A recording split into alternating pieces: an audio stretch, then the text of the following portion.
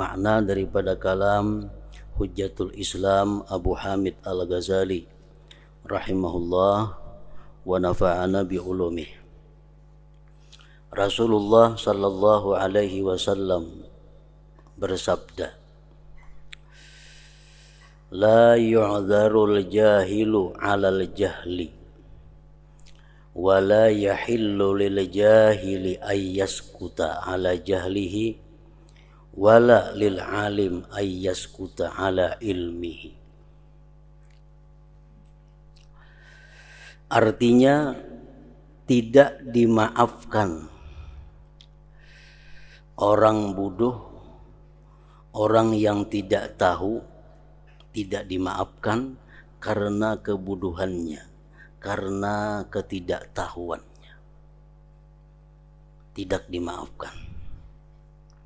Artinya andai kata nanti ditanya di akhirat, kenapa engkau lakukan ini? Dijawabnya, orang kada tahu itu hukumnya. Dimaafkan, kada dimaafkan. Tidak dimaafkan orang yang jahil karena kejahilannya itu.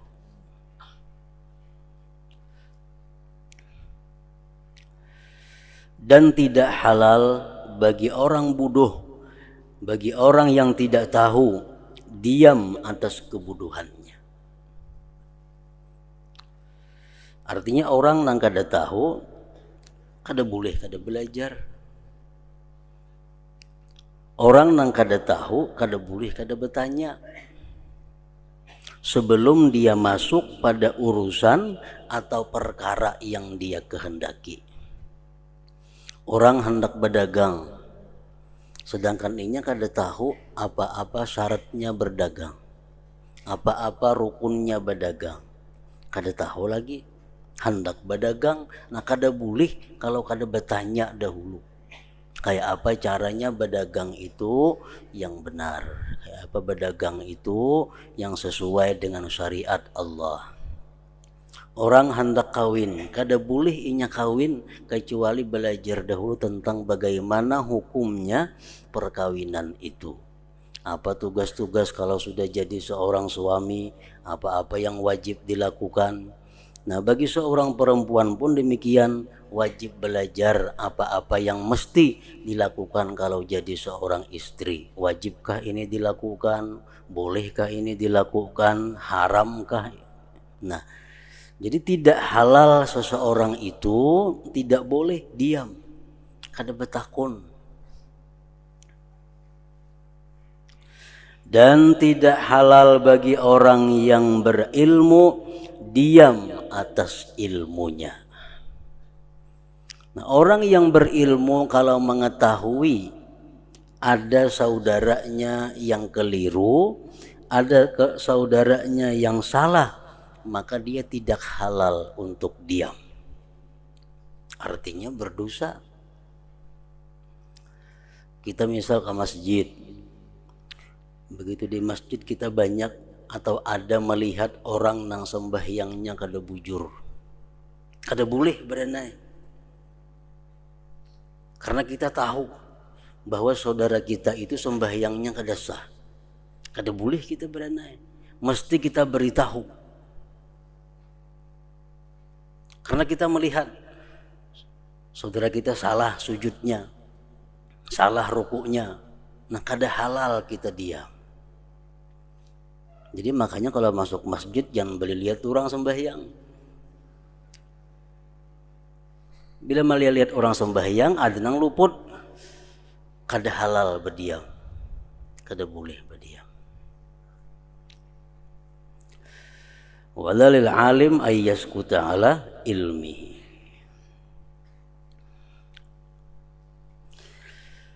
Nah, jadi hubungannya dengan masalah kita niat di sini, bahwa andai kata kita meniatkan kebaikan atas perbuatan maksiat dengan alasan bahwa kita tidak tahu bahwa itu tidak boleh, itu tidak dimaafkan oleh Allah Subhanahu wa ta'ala.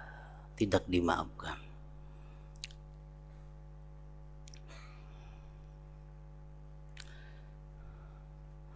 dan mendekati, ada salah redaksinya, dan mendekati orang-orang yang mendekatkan diri kepada, nah itu dicurit, orang-orang yang mendekatkan diri kepada, dicurit itu diganti lawan takarrubnya atau pendekatannya. Orang-orang yang mendekatkan diri kepada para, ingat kepada, nah nang bujur itu bacaannya, dan mendekati akan takarrubnya para penguasa dengan membangun masjid dan sekolah-sekolah dengan harta yang haram. Mendekati apa? Mendekati takarrubnya para ulama as-su. Nah kayak itu bacaannya. Dan mendekati akan takarrubnya para penguasa dengan membangun masjid dan sekolah-sekolah dengan harta yang haram. Takarrubnya para ulama as-su, ulama yang jahat, dengan mengajarkan ilmu dengan orang-orang bodoh dan orang-orang jahat yang disibukkan dengan perbuatan fasik dan perbuatan aniaya, yang terbatas cita-citanya atas berdebat dengan para ulama, berlomba-lomba dengan orang bodoh, menarik atau mencari perhatian muka-muka manusia, mengumpulkan harta benda dunia, dan mengambil harta penguasa, anak yatim, dan orang-orang miskin. Nah, di sini ada dua masalah. Yang pertama, seorang penguasa pemerintahan jadi kita. Mereka itu membangun masjid, membangun sekolahan dengan harta yang haram. Walaupun niat mereka itu baik, tetap itu satu kesalahan.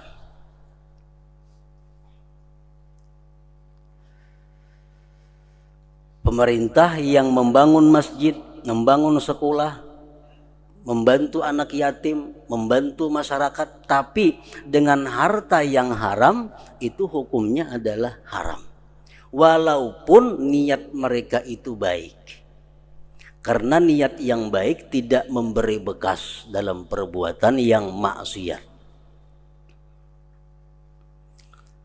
Adapun orang yang diberi, orang yang dibantu, itu kada tahu urusannya ini.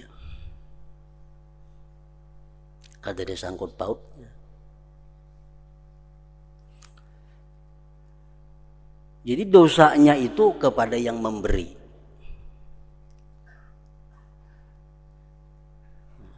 Di dalam kitab Hidayatus Salikin disebutkan kalimatnya seperti ini. Dan kata setengah ulama bahwa pemberian raja-raja itu halal bagi orang kaya dan orang fakir apabila tidak diyakini haramnya. Pemerintah misal membantu kita, yakinlah nang dibantu itu duit haram, yakinlah kita. Kalau yakin itu berarti kita melihat dengan jelas atau mengetahui dengan jelas. Nah ini kada yakin kita haramnya duit yang disumbangkannya itu. Halal duitnya. Halal. Dan hanya saja dosanya itu atas orang yang memberi pula. Pemerintah yang membantu sekolahan, sebagainya, masyarakat dengan duit yang haram, tapi kita ke masyarakat ini kada tahu duit itu haram atau kada, kita jelas sudah kada tahu karena campur aduk. Nah, duit itu halal bagi kita. Tapi bagi mereka yang menyumbangkan duit haram tadi, inya menanggung dosanya. Nah, pendapat ini dimu'tamadkan oleh Syekhuna al-Alimul Allamah al-Amil bi ilmihi Maulana Syekh Muhammad bin Sulaiman al-Qurdi al-Madani al-Mufti bil Madinatil Munawwarah. Nah, orang yang disumbang kada jadi masalah selama mereka tidak yakin sumbangan itu dari yang haram. Nah, mereka yang menyumbang ini berdosa walaupun niatnya baik, walaupun tujuannya baik. Tapi karena yang disumbangkan itu benda atau harta yang haram, jelas sudah haram. Nah, mendekati itu artinya paraksama lawan itu. Ulama-ulama yang mengajarkan ilmu kepada orang-orang yang bertujuan untuk berdebat kepada ulama,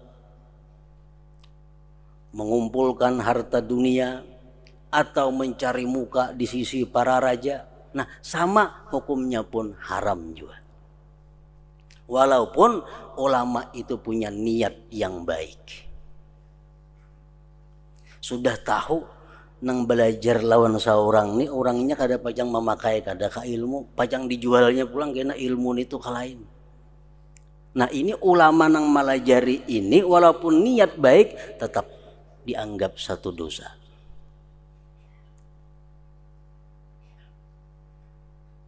Tetap dianggap berdosa. Orang hendak belajar lawan kita, sedangkan kita mengetahui orang ini hendak belajar lawan kita bukan karena hendak ilmunya, tapi dia hendak dinilai orang bahwa dia ini orang penuntut ilmu. Orang ini niatnya tujuannya supaya inya berilmu nyaman kena mengumpulkan harta dunia. Nah, orang macam ini dilajari ilmu berdosa. Walaupun kita ajari dengan niat kita yang baik tetap salah. Sama hukumnya kurang lebih mendekati tadi kepada para penguasa yang menyumbangkan harta haram kepada masjid dan sekolahan tadi. Maka apabila mereka belajar, maka sesungguhnya apabila mereka belajar, orang-orang yang niat buruk ini belajar ilmu agama, maka mereka adalah orang-orang yang memotong jalan Allah Ta'ala. Dan masing-masing dari mereka bangkit dalam negerinya sebagai pengganti Dajjal yang rakus kepada dunia, mengikuti hawa nafsu, menjauhkan diri dari takwa, dan berani kepada manusia disebabkan ia menyaksikan perbuatan maksiat kepada Allah Ta'ala. Nah, jadi seorang guru ini kalau hendak mengajari ilmu yang khusus kepada manusia, mesti diketahui dahulu bujur-bujur manusia ini macam apa tujuan dan niatnya belajar ilmu itu. Pada ilmu diajarkan baik, si ulama niatnya bagus, cuman yang belajar ini niatnya kada bagus, si ulama ini tahu, nah itu termasuk dosa. Kemudian ilmu itu kadang-kadang tersebar kepada orang yang seperti tadi, dan mereka juga menjadikannya sebagai alat dan perantara dalam berbuat kejahatan dan mengikuti hawa nafsu, dan demikian itu berantai jadinya terus menerus. Dan bahaya semuanya itu kembali kepada pengajar yang mengajar ilmu kepada orang tersebut, beserta tahunya pengajar dengan kerusakan niatnya pelajar tadi dan tujuannya, dan menyaksikannya si pengajar akan bermacam-macam maksiat dari perkataannya, perbuatannya, pada makanannya, pakaiannya, dan tempat tinggalnya. Nah, si pengajar ini sudah tahu yang belajar nih gawiannya macam ini, Yang belajar ini minuman makanannya macam ini, yang belajar ini pergaulannya macam ini. Masih dilajari ilmu. Nah, si pengajar ini dia akan mendapat dosa dari Allah Subhanahu wa taala. Karena menolonginya untuk menjadikan ilmu sebagai alat untuk pembenaran dirinya dalam melakukan maksiat tadi. Lalu orang alim ini meninggal dunia dan tetap bekas-bekas kejahatannya masih tersebar di alam.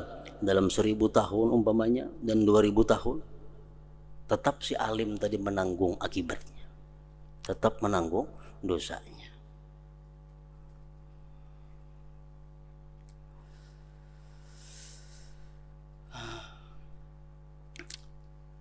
Bahagialah orang yang apabila mati, maka mati bersamanya dosa-dosanya. Beruntung orang yang bila mana mati, mati juga dosanya. Artinya apa? Sangat celaka orang yang begitu mati, dosanya masih hidup. Ini yang paling celaka. Orangnya sudah mati, tapi dosanya masih hidup, mengalir ke dalam kubur dosanya. Sebabnya apa? Dia mengajarkan ilmu kepada orang yang dia ketahui orang itu membawa ilmu kepada jalan yang salah.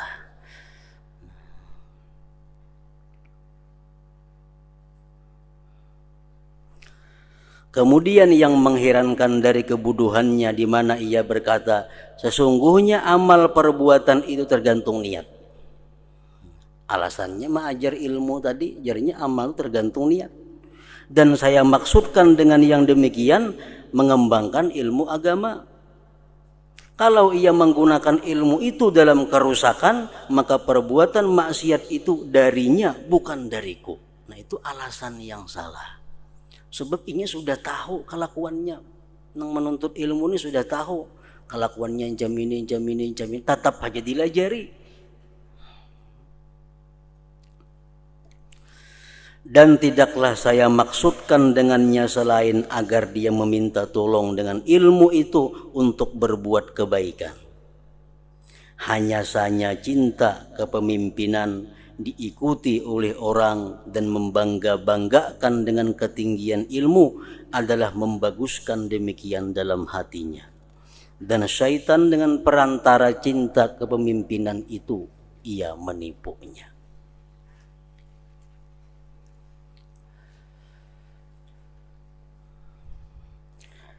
Semoga saya mengetahui, ujar Imam Ghazali, apa jawabannya tentang orang yang memberi pedang kepada perampok dan ia menyediakan baginya kuda, kendaraan dengan sebab-sebab yang dipakai kepada maksudnya. Orang ini sudah nyata-nyata gawiannya terkenal perampok. Diunjuki pedang, diunjuki senjata, diunjuki kendaraan. Apa jawabannya itu? Dan ia mengatakan, yang memberi ini, hanya saja saya bermaksud memberi dan murah hati dan berakhlak dengan akhlak Allah yang bagus. Dan saya bermaksud agar ia berperang dengan pedang ini dan kuda di jalan Allah. Maulah niat macam itu. Kita ini sudah tahu orang ini gawiannya perampok. Diberi pedang dengan niat bahwa pedang ini agar digunakan di jalan Allah. Itu ada mau. Karena zahir perbuatannya sudah menunjukkan orang ini perampok. Kadang-kadang diberi pedang. Bila kita beri pedang, walaupun niat kita baik, tetap kita berdosa. Tetap kita dapat dosanya. Dan sesungguhnya menyediakan kuda, tali pengikat, dan kekuatan bagi orang-orang yang berperang adalah termasuk ibadah yang paling utama. Maka jika ia menggunakannya kepada merampok, maka ia adalah orang yang berbuat maksiat. Nah, di sini artinya bahwa kita dituntut bukan hanya kita hati-hati dalam hal maksiat kepada Allah, tapi juga kita hati-hati dalam hal memberikan fasilitas, memberikan sarana untuk orang berbuat maksiat kepada Allah. Walaupun niat kita baik, tetap kita akan dapat dosanya. Dicontohkan dua macam tadi. Pertama, orang mengajar ilmu. Inya mengajar ilmu tujuannya karena Allah. Bagus niatnya. Tapi inya tahu bahwa nang belajar ini orangnya kada karena Allah. Nang belajarnya hanya mencari alat ilmu itu digunakannya untuk kepentingan dunia. Nah, walaupun si pengajar ini karena Allah, niatnya tetap inya berdosa. Karena memberikan ilmu kepada orang nang salah.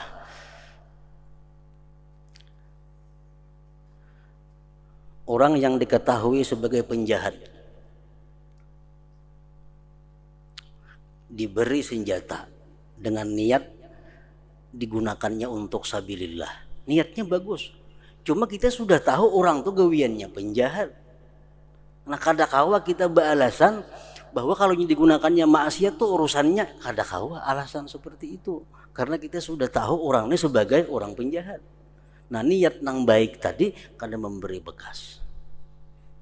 Nah di sini kita artinya dituntut untuk berhati-hati bukan hanya masalah ini, tapi masalah anak, masalah istri, masalah keluarga. Sama halnya. Kita tahu umpamanya anak kita ini ketujuh agak. Anaknya ketujuh penampilan. Ditukarakan inya baju nang larang. Ditukarakan kendaraan nang larang. Niat napa? Karena sayang dua anak. Niatnya bagus sayang dua anak, tapi menyalurkan anak untuk kesombongannya. Berdosa kuitannya ini. Ini sudah tahu bini kita ini ketujuh bagak orangnya. Bini kita ketujuh bagak. Niat kita bagus memberi bini karena sayang. Bagus niatnya. Cuma sudah tahu bininya ketujuh bagak ditukarakan pakaian yang baik-baik. Nang laki ini dapat dosanya karena menyalurkan maksiat bininya itu. Nah, jadi hati-hati bebari ini tuh walaupun on bini on anak.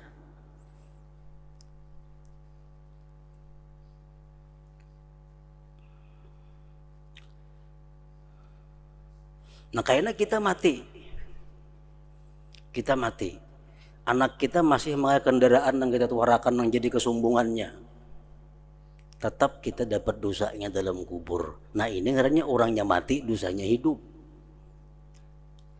Nang bagus tuh orangnya mati, dosanya mati juga.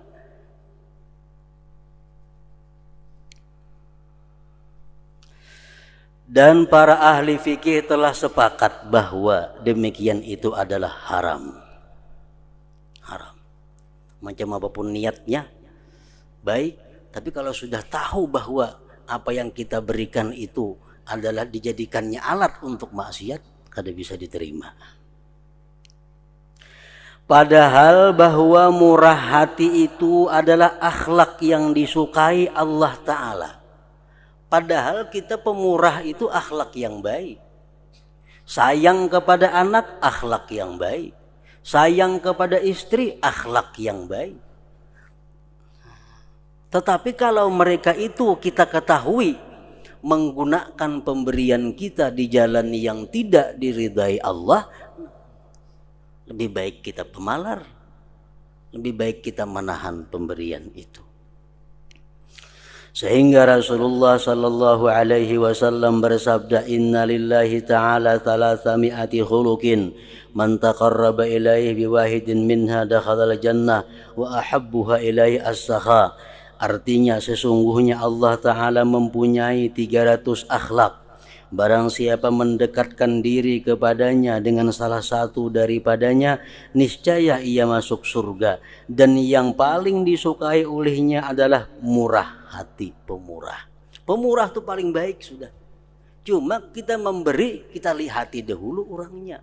Apakah pemberian kita ini membantuinya kepada maksiat atau kada?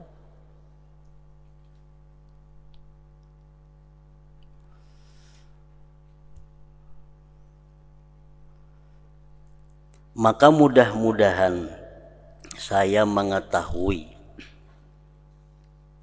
mengapa murah hati diharamkan. Mengapa murah hati diharamkan? Dan mengapa wajib atasnya agar melihat, memikirkan tanda-tanda keadaan dari orang yang zalim ini.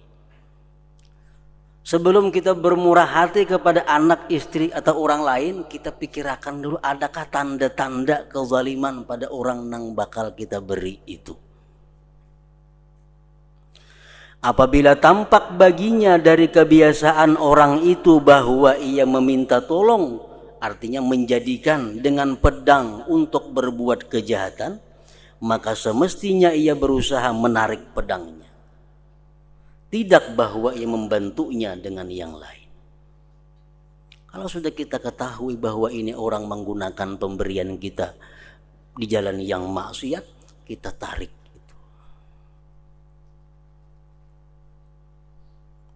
Dan ilmu adalah senjata yang dipakai untuk memerangi syaitan dan musuh-musuh Allah.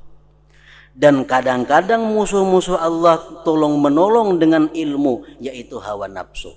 Ilmu ini bisa dipakai untuk memusuhi syaitan, tapi ilmu bisa juga dipakai untuk mengawani syaitan. Bila ilmu kita gunakan untuk mendekatkan diri kepada Allah, itu ilmu yang memerangi syaitan ngarannya. Tapi bila ilmu kita gunakan untuk mencari kepentingan-kepentingan dunia, nah itu ilmu yang kawannya syaitan. Jadi sebelum kita mengajarkan satu ilmu kepada seseorang, maka kita memeriksa dahulu orang itu macam apa keadaannya. Khawatir kalau pelajaran yang kita berikan itu digunakannya untuk alat jalan maksiat kepada Allah. Barang siapa terus-menerus mengutamakan dunianya atas agamanya dan mengutamakan hawa nafsunya atas akhiratnya, dan ia lemah dari yang demikian karena sedikit keutamaannya, maka bagaimana membantunya dengan satu macam ilmu yang membangkitkan, yang memungkinkan ia untuk sampai kepada nafsu syahwatnya. Bahkan ulama ussalaf rahimahullah senantiasa menyelidiki hal ehwal orang yang pulang pergi kepada mereka. Jadi ulama salaf dahulu mengontrol, mengawasi murid yang pulang pergi, keluar masuk di rumahnya itu. Maka jikalau mereka melihat daripadanya ketaksiran dalam salah satu ibadah sunnah, maka mereka mengingkari kepadanya dan meninggalkan menghormatinya. Murid yang disayanginya, murid yang dicintainya, begitu dia melihat murid ini sudah melincing dari jalan Allah, mereka pun tidak akan sayang dan cinta lagi kepada murid itu. Nah, itu ulama-ulama yang dahulu.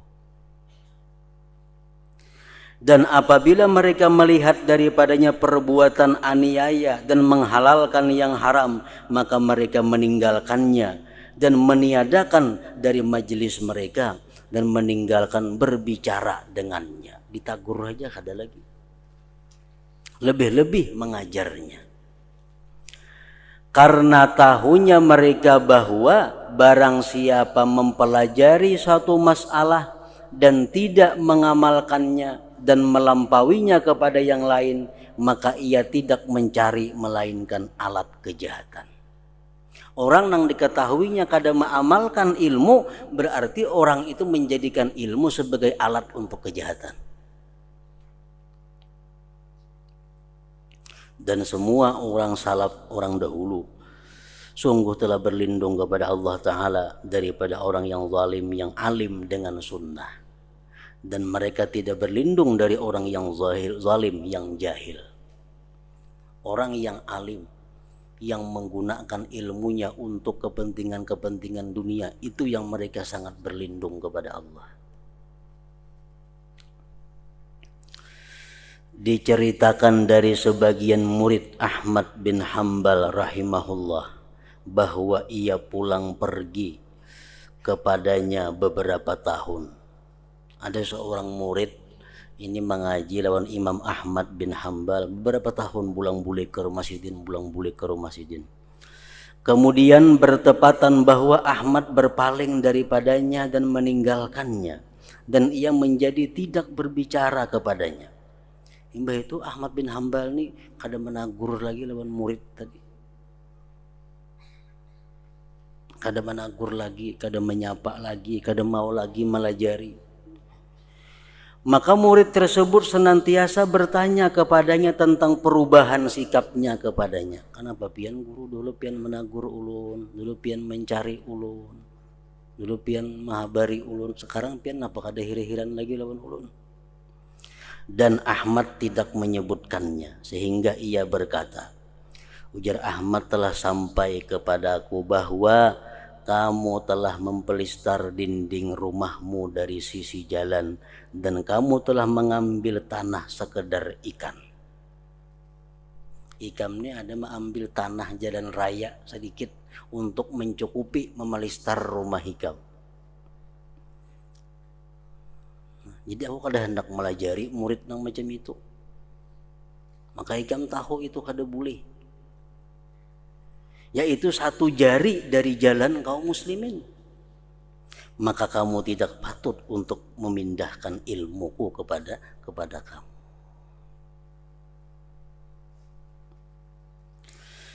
Begitulah pengintaian orang-orang salaf terhadap hal ehwal orang-orang yang menuntut ilmu.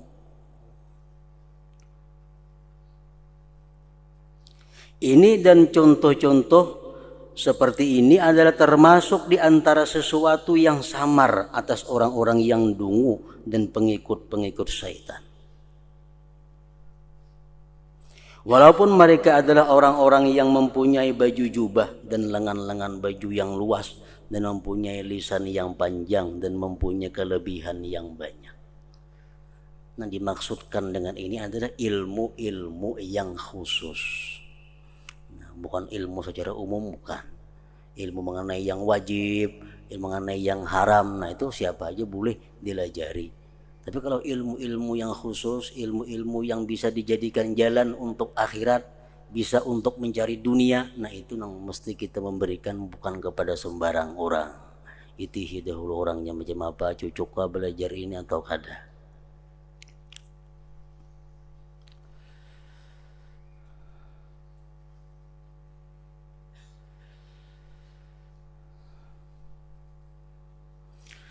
Begitulah pengintaian orang-orang salaf terhadap hal ehwal orang-orang yang menuntut ilmu.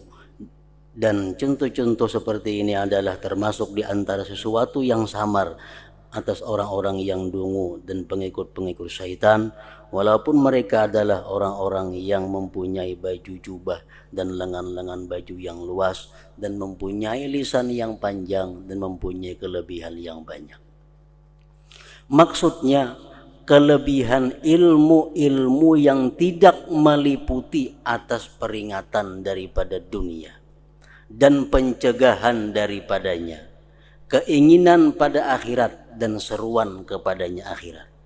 Bahkan itu adalah ilmu-ilmu yang berkaitan dengan makhluk dan dipakai untuk sampai kepada mengumpulkan harta benda, diikuti manusia dan mendahului teman-temannya.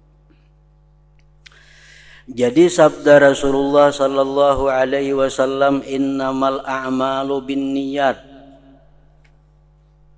Hanya saja amal perbuatan itu tergantung niat.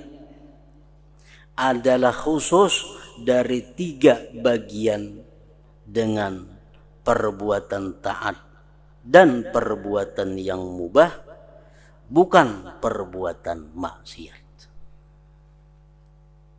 Innamal a'mal bin niyat, hanya saja amal perbuatan itu tergantung niat. Nangkawa dirubah niat hanyalah amal taat dan amal mubah. Amal maksiat kada bisa dirubah dengan niat.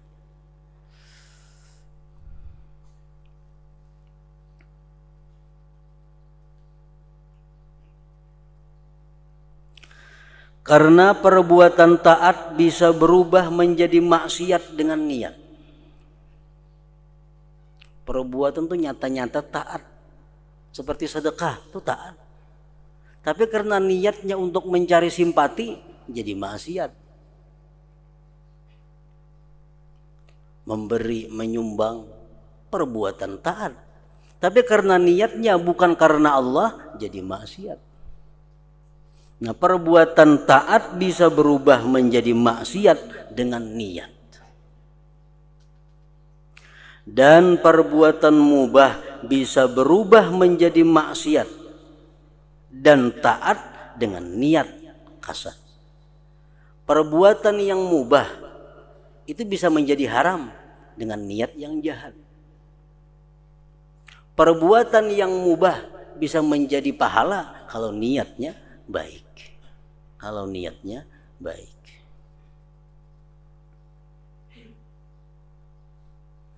Adapun perbuatan maksiat maka tidak dapat berubah menjadi perbuatan taat dengan niat sama sekali. Perbuatan maksiat maka tidak dapat berubah menjadi perbuatan taat dengan niat sama sekali.